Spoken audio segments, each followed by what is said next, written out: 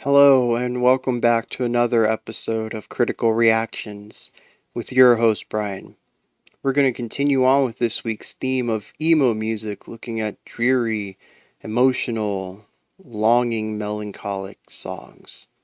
Really are the best out there. And speaking of the best, the track we're checking out today is called How to Make Love Stay, which is actually a really good song title because I hope that they don't find a way.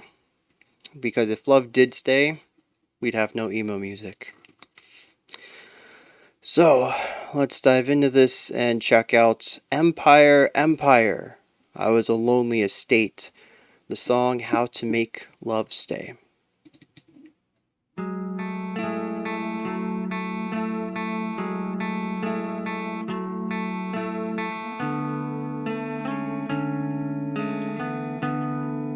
Really interesting here.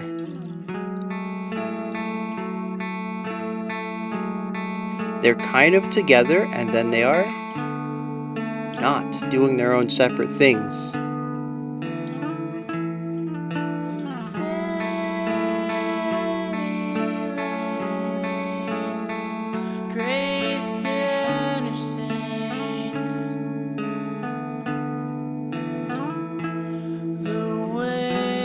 A little bit of intonation going on there too, creating some slight dissonance.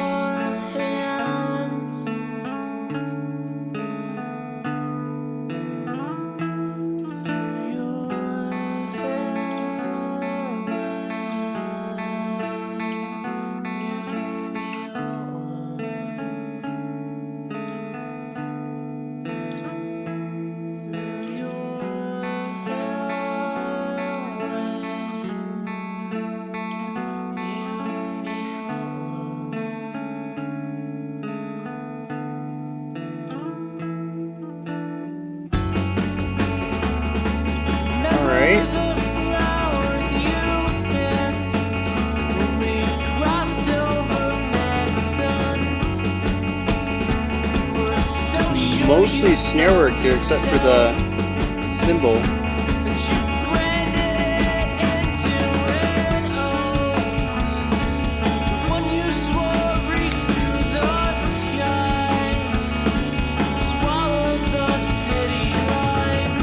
It's getting quite chaotic with many of the instruments not really lining up rhythmically. Just a lot of individual ideas played simultaneously.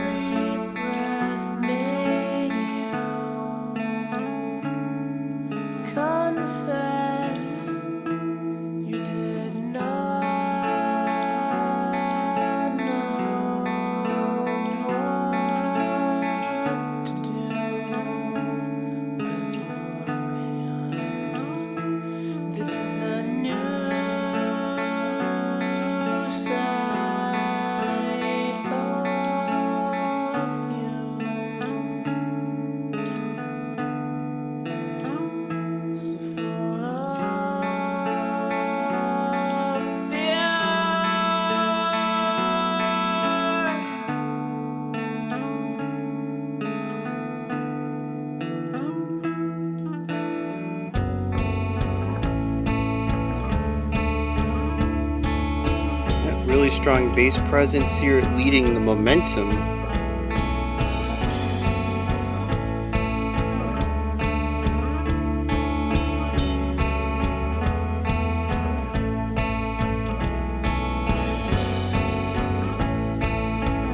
We've shifted to a 3.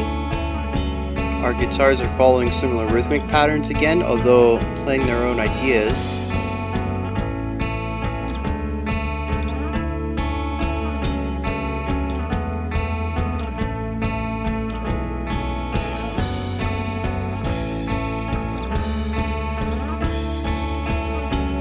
A little bit of dissonance here, not a lot. Just the occasional intonation thing.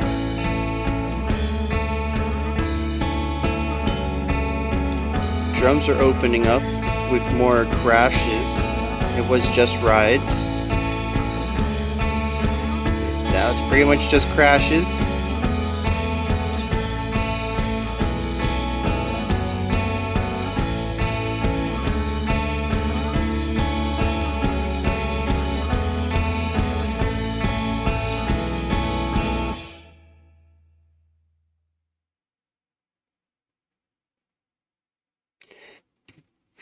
Why? How? Huh?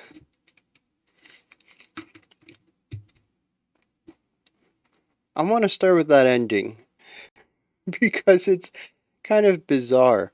Um, is this normal for emo?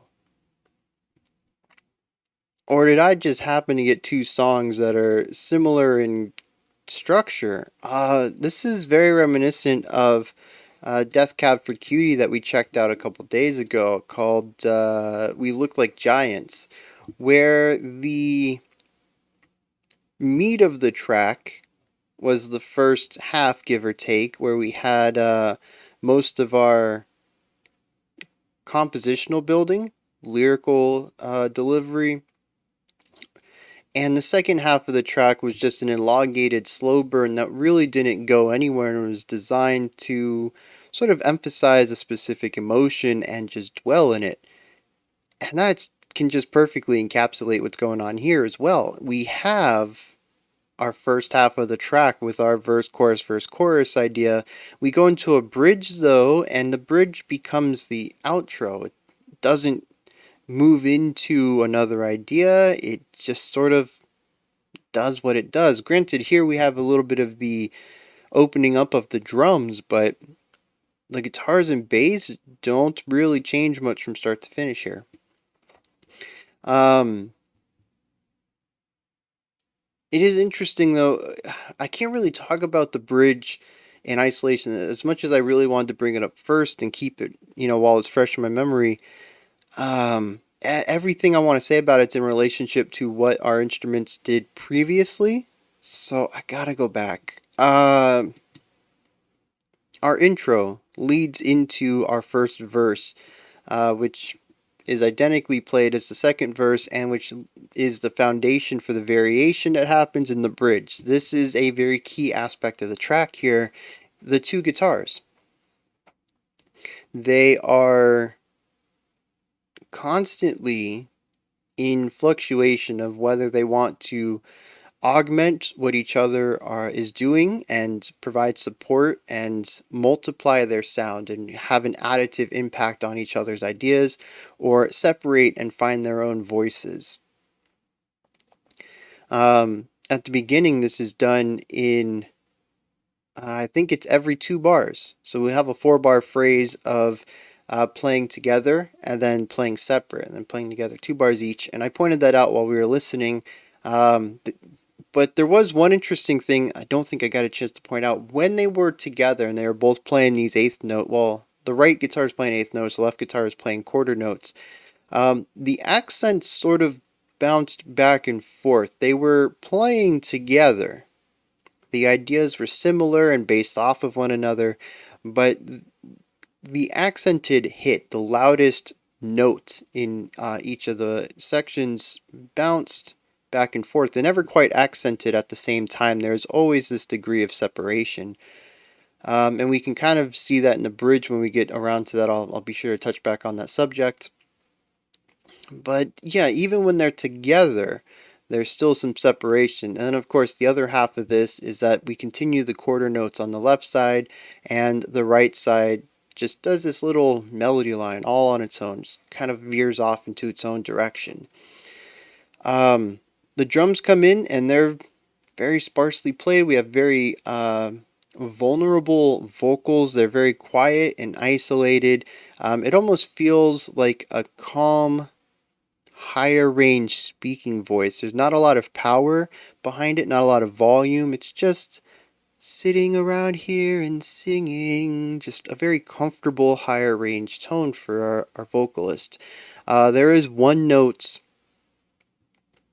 at the end of the second verse, I think, where actually gets some power behind it, and it feels like they actually stepped away from the microphone a little bit and projected a little more than the rest of it. But for the most part, the vocals are primarily, like I said, not really projected, not a lot of air pressure behind them, probably a bit closer to the mic, just to really get that intimate feeling out of it.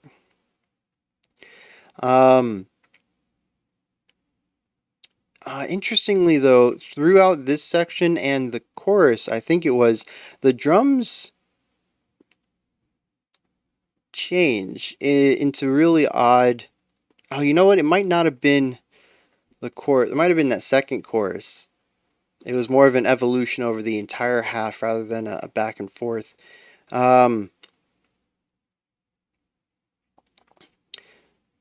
the chorus continues to expand on these ideas, though, with both of our guitars doing isolated things, the drums having a bit more of a presence, the bass having a bit more of a something to play, and our vocals pretty much continuing to do what they do. There's not much emotional shifting or stylistic shifting that happens between our verse and our chorus. It's sort of just here's our idea, with a little bit more width to it, a little bit more depth.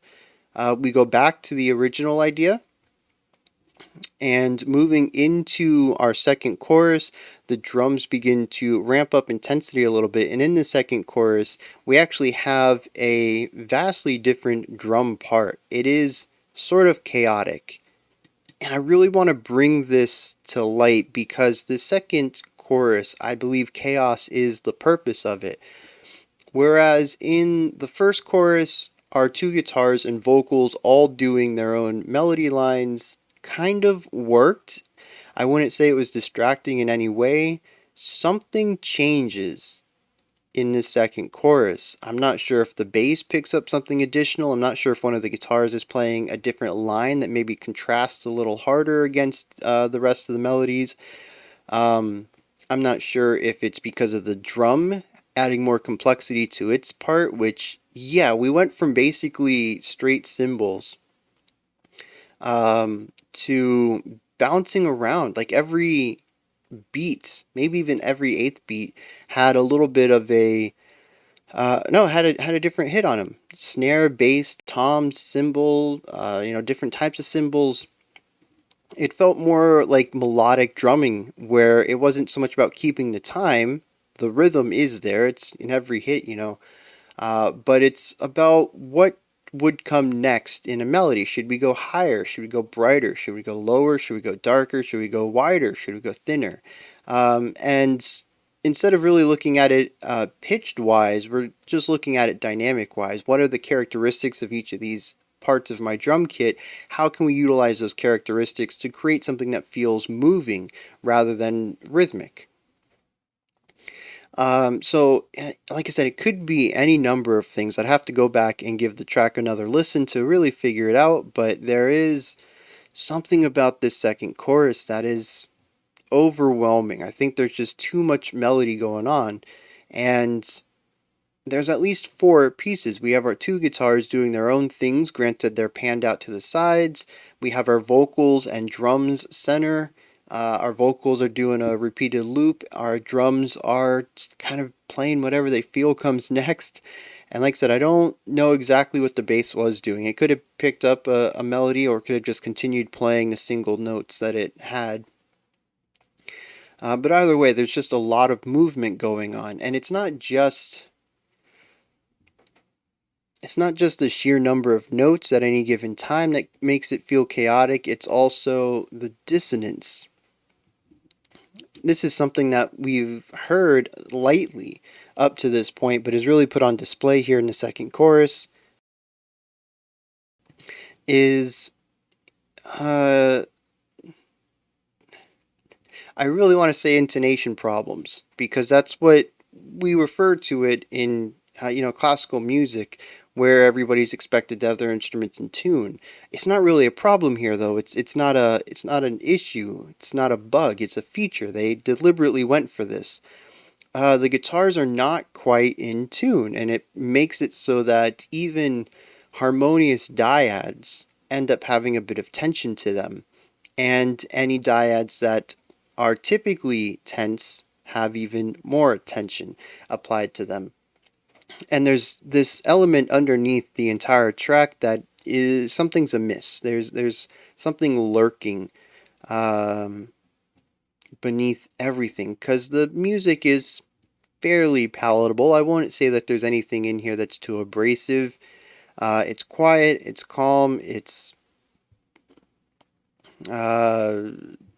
a lot of high pitched stuff. The two guitars are moderately pitched, our vocals are a little above that, the bass is barely present in some of it. It's just, to me, it's a very palatable pop rock style of composition as far as pitch choicing goes, and overall timbre and tone of everything. So they had to get some grit in here somehow, and I think a lot of that comes from the two guitars being out of tune and the vocalist allowing human imperfection to shine through. There wasn't really anything in here that I think was pitch corrected, which is not abnormal for something that sounds like this, especially the vocal style could fit inside of, pop rock, emo, indie rock. There's a lot of styles of rock music that, well, pop rock would be a little bit more refined, but indie and emo could move towards a less refined approach with, like I mentioned, no smoothing over of intonation things. Basically pitch correcting the whole thing so that there's a perfection to the notes being hit. Instead, they allowed the humanness to come out, the human quality, and sometimes not be quite so perfect. It's not like the singer is bad, but no singer can sing perfectly in tune all the time, every note, every moment of a song. And I really like how it shines through, and it's continues to express this underlying tension under everything. Because now we don't just have tonality issues between the guitars, we also have tonality things between the guitars and our vocalist. And it just allows all of these little micro tensions to be present throughout that I think are the building block for what ends up being the feeling of the bridge. And like I mentioned, I had to get all that out of the way to talk about this bridge. And that's because the bridge is sort of a culmination of everything. It is the overall tension of the track finally put into sonic form. Well, it already was sonic form, put into chordal form. Um, this section isn't necessarily tense from notes or dissonance. It's just sort of tense through the atmosphere. It sits there and lingers. Um, we have our two guitars. Our bass is just laying down a single note for most of it. Our two guitars have shifted to being in time with each other. We've also shifted to a 3/4. So 1, 2, 3, 1, 2, 3, and we have hits on all of these from both of our guitars. So we're getting these constantly shifting dyads. There is a little bit of tension from here, again, because of the two instruments not being perfectly in tune, but also because we are getting, again, from the opening, shifted accented hits, where one guitar might accent beat 1 and one guitar might accent beat 2, and maybe they both accent 3, but the idea is they're not always, in sync with each other. Our bass is, like I said, just kind of laying down this low note. There really hasn't been a strong bass presence throughout the track, a little bit in the chorus, but I don't even think there is a bass in the verse. And here it's really given some prominence, some volume, some punch that allows it to feel like this deep rumble that's sort of been there the whole song, but not really presented itself. And here we're getting that. And so that is the last, minute and a half, 2 minutes of this track, with the drums being the only thing that moves. So we just kind of have this tension in our string section, and then our drums start. I don't remember what they were playing. I think they were playing on every hit, just like the guitars were, but I could be wrong. Anyways, it's just a lot of simple stuff. It starts out on like a closed hi-hat, or maybe like the bell of a ride or something. Oh, no, I think it's the closed hi-hat, and every once in a while we get the bell of the ride. And it just slowly opens up from there. We kind of move down to the edge of the ride, and then we introduce some crashes, and then everything is crashes. And it's this slow opening up from tss, tss, tss, tss, tss, tss, until we get to and it's all about taking that very fine pinpoint sound and widening it out until it's taking up so much space. It's, to me, an evolution of something growing. I don't necessarily know what it is in the context of the track, but it's growth through musical metaphor. Mixing that with the increased tension of the entire section string wise, I'm going to assume that there's some sort of growth of a negative thing, right?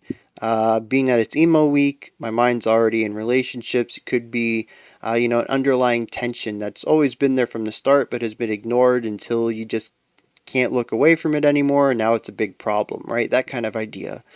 We'll get into the lyrics in a little bit and explore what that might be, or if it's even there at all. But that's kind of what I'm getting here throughout this entire track is an underlying tension that sort of goes away and comes back throughout the song, but then eventually gets to a point where you can't ignore it anymore and it grows and festers, and our protagonist possibly just sort of lingers in that. Because, like I said, the ending is just that. We don't get a proper outro. We don't come back to the chorus. We don't go to a third verse. We don't explore a new direction entirely. There's just a point where the song just stops. And yeah. So let's see. We talked about the tension. We talked about the bridge. We talked about the verse chorus. All the instruments. Yeah, I think we're good. Let's head into the lyrics here and see what the song is about linguistically and see if we can tie that into anything going on musically. So, city lights graced interstates. 1 second. My eyes are acting weird. I think I stare at screens too much. City lights graced interstates, the way you move your hands through your hair when you feel alone. Through your hair when you feel alone. So, interstates in the city. City lights graced interstates. Yeah, we're talking about big highways, big roads in the middle of a large city, I'd say. And then we shift from that imagery to somebody moving their hands through their hair when they feel alone.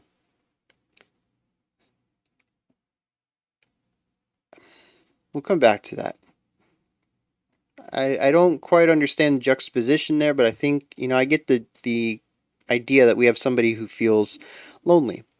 Remember the flowers you picked when we crossed over Madison?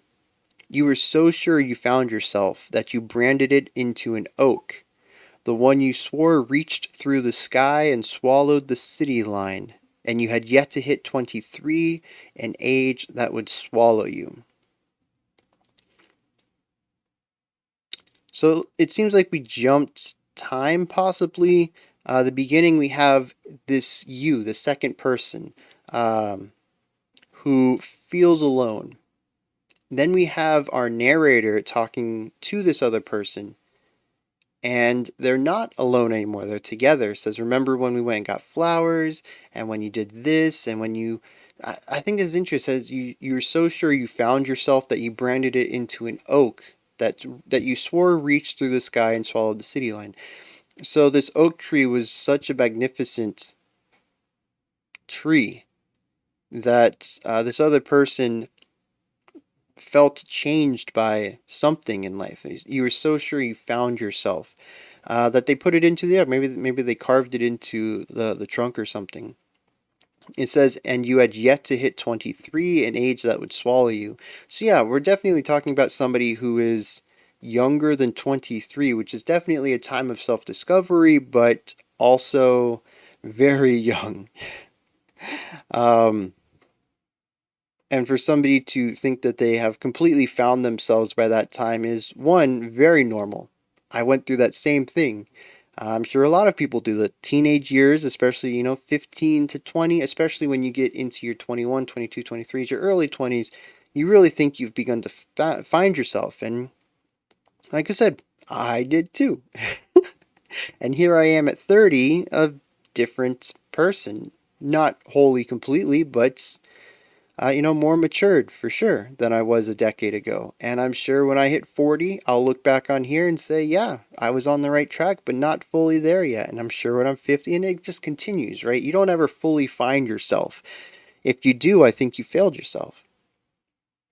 But going back to the lyrics here, at 18, 19, 20, it probably definitely feels like you have, especially since this is usually the first time that someone does. It's the first big metamorphosis they go through as far as self-identity goes. Um, and it says an age that would swallow you. 20 something happened at 23 that was not good for this other person. And it says, then every breath made you confess. You did not know what to do with your hands. This is a new side of you, so full of fear. And that's interesting. I don't know if I would have picked this up in a longer song with more dense lyrics, I suppose. But having the two lines pretty much right next to each other, this person seems to. Well, they brought it up specifically. I don't know why, but the way that the other person moved their hand through their hair when they felt alone. Then at the end of the track, it says, "You don't know what to do with your hands." Um, that's interesting. I wonder if that means that they don't feel alone, or that they're in a place that they don't know how to feel and thus they don't know how to physically react to it. It says, every breath made you confess, though. I don't know. A new side of you so full of fear. So, yeah, something happened. This is three sections, right? Prior to meeting our narrator, when they felt alone, during the time that they met the narrator, when they were happy, it seems. They felt like they were finding themselves, they were growing and maturing into a person they liked. They had fun. And then after this event that happened when they were 23, that, as it said, left them full of fear. Interesting. Um, and then that kind of, I mean, that does kind of lean into our outro. Our outro is about this underlying tension that continues to rise, and I'm going to assume that whatever that tension is what happened at 23 that changed this person. And the ending to this song is kind of like the beginning. It has a lot of the same roles for our guitars. They're participating in each other's melody in a similar manner.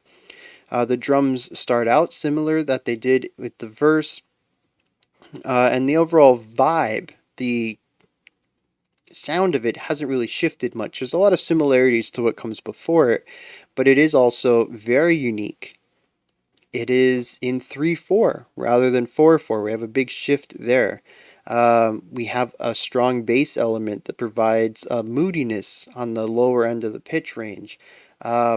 We have more tension than ever because our guitars are playing more notes than they were before.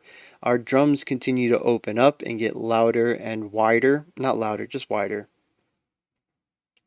It is the same but different, as is somebody after a traumatic experience. They are still who they were, but it's a different side of them, in this case, one full of fear.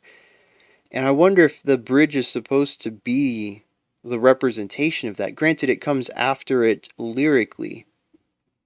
It would have been neat, if I'm correct here, that it either happened at the same time or uh, some sort of staggered idea here where maybe we begin to hear the underlying tension and then we get these lyrics over them and then we see the growth of the drums and the exploration of this section rather than basically, I mean, I said verse, chorus, but that's not how this is lined up. So I'm taking that verse, chorus idea musically.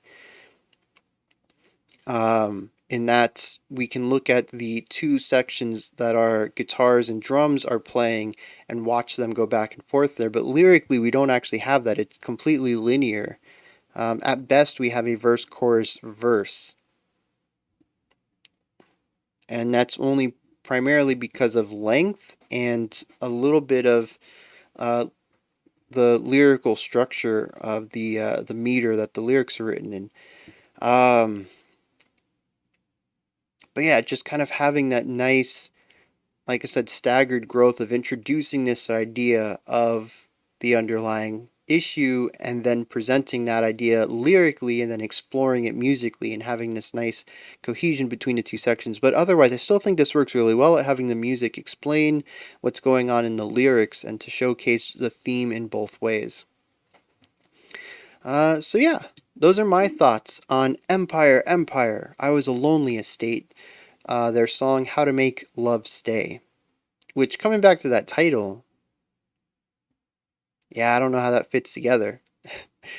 It definitely seems that our narrator has an admiration or, um,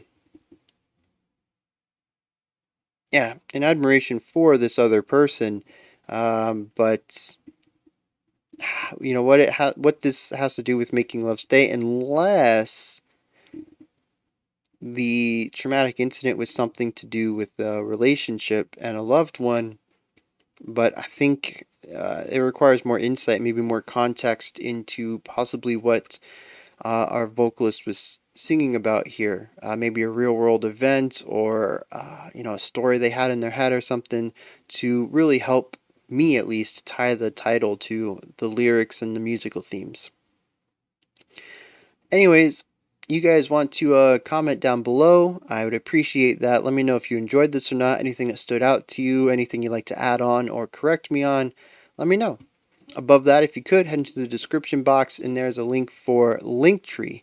Takes you to this menu right here, which has everything related to the channel. You can pick up some merch, follow me on Discord, join the Discord, follow me on Twitter, support the channel through Patreon, and a ton more. Go ahead and check it out, see what else is in there. Above that, if you could, like, subscribe, and ring the bell. I greatly appreciate all three of those. Alright, we have a special selection coming up next.